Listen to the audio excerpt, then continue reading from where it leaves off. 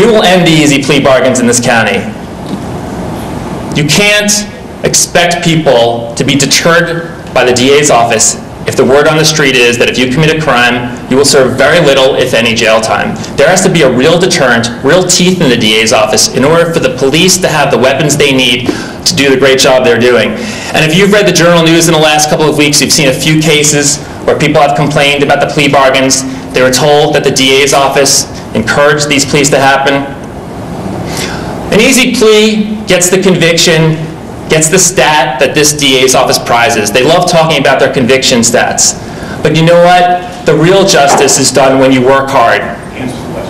I know this. I've handled these cases. I remember one case in Yonkers where I had a repeated domestic violence offender who beat the mother of his baby over and over again until one day he literally stabbed her in the back with a knife while she was holding their 2-year-old baby.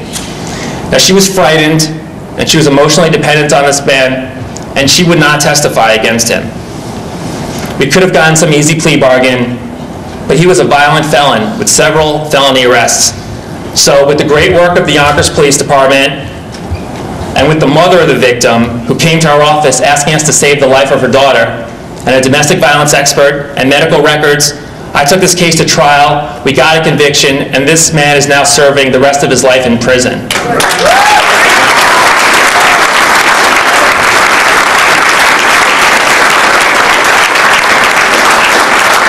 No, I'm not alone in bringing cases like that. I see many of my former colleagues in the DA's office here, and they have handled cases just as competently, just as aggressively.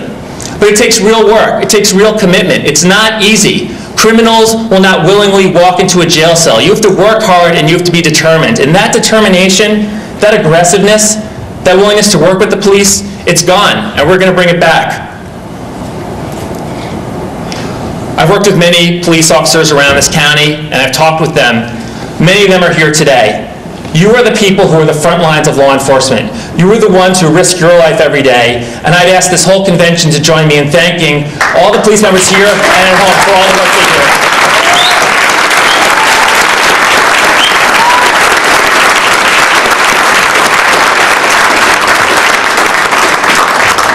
Those in the police community who have tried cases with me know I'm not afraid to take a tough case to trial, and I know from the police I've worked with that neither are you. And together, we are going to change the whole environment of law enforcement in this county. I have met with PBAs and law enforcement organizations all around, and I keep hearing the same thing over and over again. What they tell me is all they ask is that when they make an arrest, a solid arrest, that the DA's office competently and efficiently and aggressively follows through. They're tired of arresting the same people only to see them plaguing their communities again and again. They don't want any special privileges, any special favors. They just want the DA's office to do its job after they do theirs. And I say to the police everywhere, I know you are being kept out of the loop. Too often, felony arrests are pled out with even consulting the arresting officer, who's in the best position to know what's happening on the street. And too often, police leaders, even PBA chiefs, are telling me that they call the DA's office and don't even get a return phone call. And I want to say one thing very clearly to the police here and all around this county. Yes, the district attorney is very busy. Yes, the district attorney has a lot on his or her plate. But don't let anyone ever tell you that the DA is too busy to return your phone call.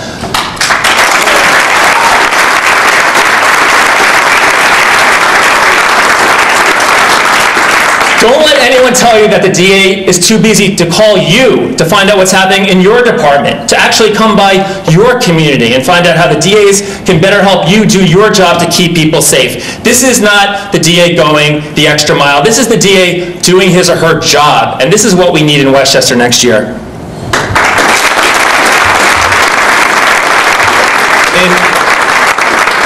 Back in 2005, our current DA was speaking to the New York Times, and she said that the support of the police in Westchester is the necessary prerequisite for anyone who wants to be DA in this county, and she was absolutely right.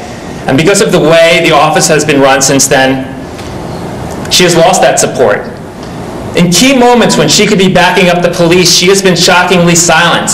Whether it's an officer in Scarsdale going without health insurance, or an off-duty cop in Yonkers brutally beaten while he's off duty, and yet the offender 3 years later has still not been brought to trial, or whether it's a veteran detective sergeant from Pleasantville who, after 27 years on the job and a stellar record, loses his job because he spoke out and spoke the truth about the plea bargains in this county. The DA has been silent when she could be supporting the police.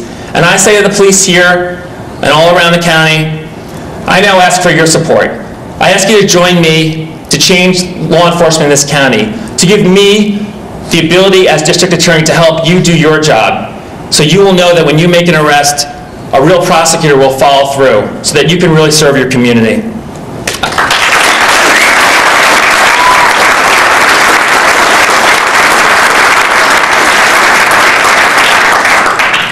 And the police aren't the only ones frustrated. I talked to the assistant DAs in the office, the detective investigators, the support staff. Over 25% of the assistant DAs have resigned in the last 2 years. In this economy, can you imagine that? How unhappy people are, how frustrated they are.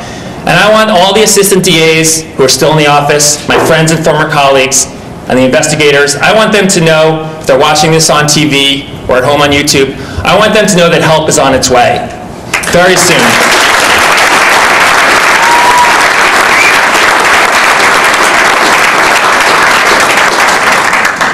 So I thank you all for your support.